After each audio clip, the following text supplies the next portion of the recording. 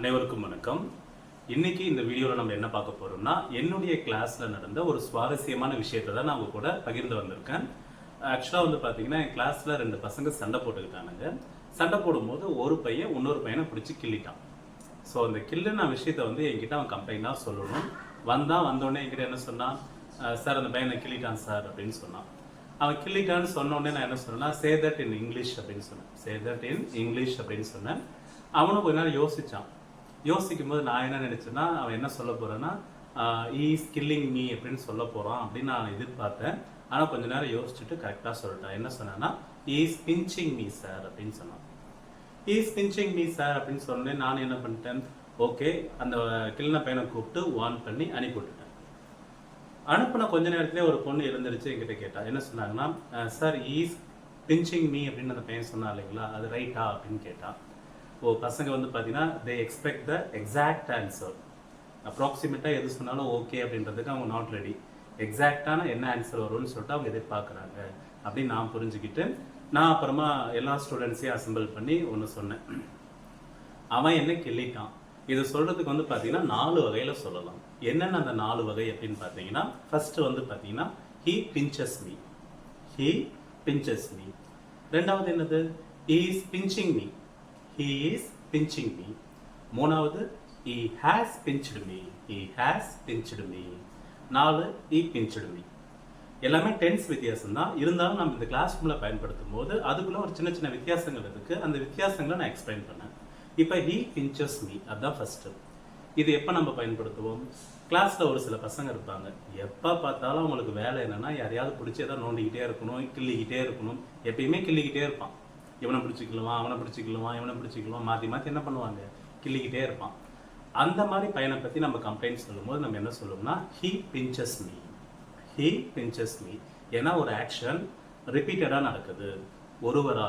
ஒருவரால் அந்த ஆக்ஷன் ரிப்பீட்டடாக நடக்குதுன்னும் போது நம்ம அந்த இடத்துல சிம்பிள் ப்ரெசன்ட் ஃபார்மான ஹீ பிஞ்சஸ் மீ அப்படின்னு தான் நம்ம சொல்லணும். இதே ஒரு பையன் இப்படி கிள்ளிக்கிட்டு இருக்கும்போது அந்த பையன் டக்குன்னு எழுந்திருச்சு கிள்ளிட்டு இருக்கும் போதே நம்ம கிட்ட சொல்கிறான், சார் இந்த பையன் பாருங்க சார் கிள்ளிட்டு இருக்கான் அப்படின்னு சொல்றான் இல்லைங்களா. அந்த இடத்துல நம்ம என்ன பயன்படுத்தணும்னா, he is pinching me அப்படின்னு சொல்லணும். he is pinching me.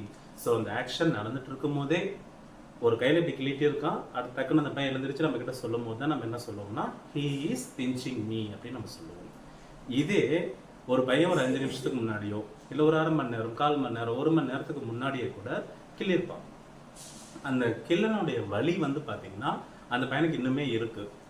So action, அந்த கிள்ற ஆக்ஷன் கம்ப்ளீட்டட் இருந்தாலும் அந்த வலி நம்மளுக்கு இன்னுமே இருக்கு. அந்த இடத்துல நம்ம என்ன சொல்லணும்னா, he has pinched me அப்படின்னு தான் நம்ம சொல்லணும். he has pinched me. ஏன்னா நம்மளுக்கு அந்த ப்ரெசன்ட் பர்ஃபெக்ட் டென்ஸில் ஒரு சின்ன ரூல் இருக்கு. ஆக்ஷன் கம்ப்ளீட்டட் தான் இருந்தாலும் அதோடைய எஃபெக்ட், அதோடைய தாக்கம் வந்து பார்த்தீங்கன்னா இன்னுமே ப்ரெசன்ட்ல இருக்கு.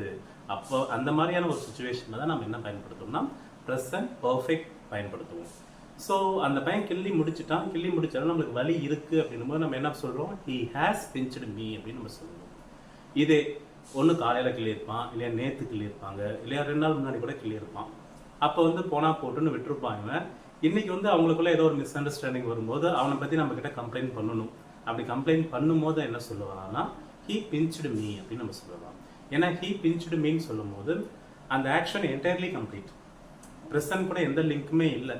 நம்ம சொல்லணுமேன்னு சொல்கிறோம் இல்லைங்களா, அதனால நம்ம சொல்கிறோம். So he pinched me. ஆக்சுவலாக இன் 2012 வந்து பார்த்தீங்கன்னா, when I attended an interview in Namakkal, that time வந்து பார்த்தீங்கன்னா என்கிட்ட கேட்ட கேள்வி தான், say the difference between present perfect and simple past அப்படின்னாங்க. ஏன்னா ப்ரெசன்ட் பர்ஃபெக்டும் சிம்பிள் பாஸ்ட்டும் வந்து பார்த்தீங்கன்னா ரெண்டுமே ஆக்ஷன் கம்ப்ளீட்டட் தான். ரெண்டுலேயுமே ஆக்ஷன் கம்ப்ளீட்டட் தான். இருந்தாலும் ஆக்ஷன் கம்ப்ளீட்டட் பட் ப்ரெசன்ட்ல ஏதாவது ஒரு தாக்கம் இருக்கு, இல்லைன்னா ஏதாவது ஒரு லிங்க் இருக்கு அப்படின்னும் போது நம்ம என்ன பயன்படுத்துவோம், ப்ரெசன்ட் பர்ஃபெக்ட் பயன்படுத்துவோம். அதே வந்து பார்த்தீங்கன்னா அந்த கம்ப்ளீட்டா முடிஞ்சிருச்சு, அதுக்கும் இப்போயும் எந்த லிங்க்குமே இல்லை, அந்த மாதிரி டைம்ல நம்ம என்ன பயன்படுத்துவோம்னா சிம்பிள் பாஸ்ட் பயன்படுத்துவோம். இப்போ எடுத்துக்காட்டா நான் இதே எக்ஸாம்பிள் தான் எல்லா இடத்துலையுமே சொல்லுவேன். ஒரு எக்ஸாம் எழுதி முடிச்சாச்சு, ஆனால் நம்மளுக்கு இன்னும் ரிசல்ட் வரல. எக்ஸாம் கம்ப்ளீட்டட் தான், ஆனால் ரிசல்ட் இன்னும் வரல. அந்த மாதிரி டைம்ல நம்ம என்ன சொல்லலாம்னா, I have written the exam. I have written the exam. இதே எக்ஸாம் நடந்துருச்சு, ரிசல்ட் வந்துருச்சு, நம்ம அடுத்த கிளாஸ்க்கும் போயிட்டோம். அந்த மாதிரி டைமில் நம்ம என்ன பயன்படுத்தலாம்னா I read the exam, I read the exam, அதான் சிம்பிள் பாஸ்ட் பயன்படுத்தணும். ஸோ ப்ரெசன்ட் பர்ஃபெக்ட்க்கும் சிம்பிள் பாஸ்ட்டுக்கும் தெளிவான எக்ஸ்பிளனேஷன் அந்த குழந்தைங்கிட்ட நான் சொல்லியாச்சு. எல்லாமே சொல்லி முடிச்ச பிறகு எனக்கு ஒரு சாட்டிஸ்ஃபேக்ஷன் வேணும் இல்லைங்களா? அதனால அந்த பையனை யார் கம்ப்ளைண்ட் பண்ணானோ அதே பையனை வந்து பார்த்தீங்கன்னா நிற்க சொன்னேன். இப்போ இந்த 4ல் he pinches me, he is pinching me, he has pinched me, he pinched me. இந்த 4ல் நீ இப்போ என்கிட்ட என்ன சொல்லணும் அப்படின்னு நான் கேட்டேன். ரொம்ப அழகா யோசிச்சு என்ன சொன்னான்னா he has pinched me sir அப்படின்னு சொன்னான். he has pinched me அப்படின்னு சொன்ன உடனே கிளாஸ்ல எல்லாருமே கிளாப் பண்ணாங்க. ஏன்னா அதுதான் கரெக்டான ஆன்சர். எல்லாருமே கிளாப் பண்ணாங்க. எனக்கும் ரொம்ப சந்தோஷம். ஏன்னா நம்ம சொன்ன விஷயம் கரெக்டாக போய் சேர்ந்துருச்சுன்னா நல்லா இருக்கும் இல்லைங்களா? இருந்தாலும் நான் கேட்டேன், ஏன் இந்த இடத்துல he has pinched me அப்படின்னு கேட்டேன். அதுக்கு அவன் சொன்னது, சார் அவன் என்னை எப்பயுமேலாம் கிள்ள மாட்டான், இன்னைக்கு கிள்ளான். அவன் கிள்ளனோடனே எனக்கு கொஞ்ச நேரம் வலிச்சது. அந்த வலி தாங்க முடியாமல் தான் உங்ககிட்ட வந்து சொன்னேன். ஸோ அந்த எஃபெக்ட் எனக்கு இன்னுமே இருக்குது. அவன் கிள்றது நான் சொல்கிறதுக்கு ஒரு 1/2 மணி நேரத்துக்கு முன்னாடியே அவன் என்னை கிள்ளிட்டான். இருந்தாலும் அந்த வலி தாங்க முடியாமல் தான் வந்து உங்ககிட்ட சொன்னேன். ஸோ இந்த இடத்துல he has pinched me கரெக்டாக இருக்கும் சார் அப்படின்னு சொன்னால் ரொம்ப ஒரு சந்தோஷப்பட்ட நான் தருணம் அது. அந்த விஷயத்த சொல்லி முடிச்சோடனே எனக்கு மனசு கேட்காம இன்னும் சில விஷயங்கள் சொன்னேன். என்னன்னா நிறைய குழந்தைங்க வந்து பார்த்தீங்கன்னா மை பென் இஸ் மிஸ்ஸிங் அப்படின்னுவாங்க. My pen is missing sentence கரெக்டானா மிஸ்ஸிங்ன்ற வார்த்தையை நவுனா பயன்படுத்துகிற வரை அது ரைட்டு. ஏன்னா ஒரு சில வேர்ப்ஸ் வந்து பார்த்தீங்கன்னா நம்மளால கண்டினியூஸ் டென்ஸில் பயன்படுத்தவே முடியாது. இப்போ நான் பேனாவை தொலைச்சிக்கிட்டே இருக்கேன் சொல்லவே முடியாது. சரிங்களா? I lost my pen, I lost my pen. இருந்தாலும் நான் மிஸ்ஸை பயன்படுத்தியே ஆகணும் அப்படின்னு நினைக்கிறவங்க என்ன சொல்லலாம்? ஐ மிஸ்டு மை பென் அப்படின்னு நம்ம சொல்லலாம். மை பென் இஸ் மிஸ்ஸிங் அப்படின்னு நிறைய பேர் சொல்லுவாங்க. அந்த இடத்துல மிஸ்ஸிங் வந்து பார்த்தீங்கன்னா நவுனா வேணா பயன்படுமே தவிர வேர்பா அந்த இடத்துல நம்ம பயன்படுத்தக்கூடாது. இந்த விஷயத்தையும் அவங்க கிட்ட நான் வந்து எக்ஸ்பிளைன் பண்ணேன். எக்ஸ்பிளைன் பண்ண பிறகு குழந்தைங்க வந்து பார்த்தீங்கன்னா they got some idea. Sir பரவாயில்ல சார், எங்களுக்கு வந்து பார்த்தீங்கன்னா இனிமேல் நாங்கள் அந்த பிஞ்ச் எங்கே பயன்படுத்தணும், எப்படி பயன்படுத்தணும் அப்படின்னு சொல்கிறாங்க. மிஸ்ஸிங் பற்றி சொன்னாங்க. இன்னும் இந்த மாதிரி வேற ஏதாவது வேர்ப் இருக்கா சார் அப்படின்னு கேட்டாங்க. நிறைய வேர்ப் இருக்கு.